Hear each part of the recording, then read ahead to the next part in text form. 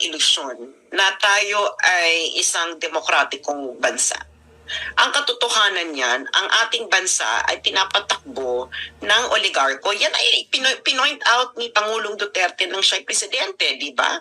Na ang mga presidente ay usually dinidikta ng mga mayayaman sa Maynila.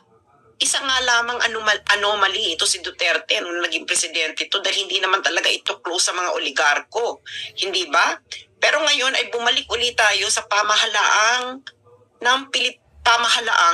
pinapatakbo uli ng mga kabarkada, kasosyo, kaibigan, at kung ano-ano ng mga oligarko. We're not really a democracy. Okay? A democracy is a country that addresses the general welfare and the interests of the general people.